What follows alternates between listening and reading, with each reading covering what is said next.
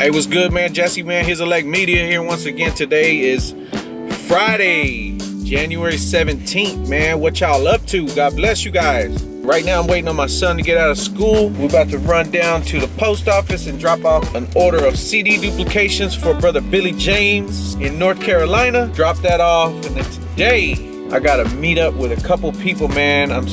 I'm selling all my Sony stuff, man. Yeah, man, about almost 2 years ago now, I was shooting with the Panasonic GH4. I had a G7, Panasonic G7 that I was shooting with at the time. I was looking at the image quality and just the overall quality of that G7, and I was like so impressed with it. I was like, man, this camera's just as good as my GH4. So I said, you know what?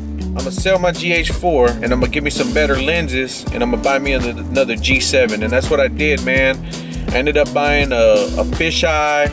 I bought a 12 to 35. I had the Sigma 18 to 35 and just a standard adapter, but it had too much vignetting. I know I had the wrong adapter, so I was kind of limited in how I had that and stuff, but I was shooting with that, and at the time I was like, I had just come to find out about a lot of the Sony models and stuff, and it was like I said, almost 2 years ago now. Just finding out about Sony. I had been shooting with Panasonic after the Canon.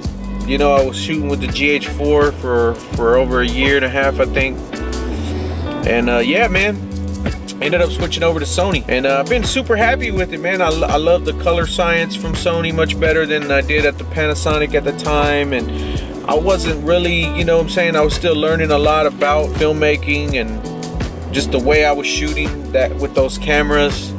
I just always felt like something was not right about it though. And so when I switched to Sony, I had all new lenses. I didn't have my 12 to 35 anymore, which had I always kept a UV filter on it, always. And I didn't realize that my sharpness on my videos were coming out softer because of that UV. It had a blue hue, and I was wondering like always why my colors were so bad, and I didn't realize it until I switched to the Sony and sold off all my stuff, man. So anyway, I never really regretted it because I liked the upgrade. But man, I had been wanting to go back to Panasonic for quite some time. All right, usually I don't record my food, but today, wifey and I had a little treat. It's a cheat day. Okay, that's all you get. Alright, y'all, well, today was kind of busy, just running around. Had to run some errands. Went over to get some lunch with my wife, as you saw just a little while ago. Yeah, so spent the rest of the day, man, getting ready for this week. I got basically got to shoot every day for the next 4 days. A music video tomorrow in Fort Worth. Today I had to run around and I sold one of my lenses. As you can see, I usually shoot with my Sony a6300. Right here I got the 12mm Rokinon on it, and I still have this.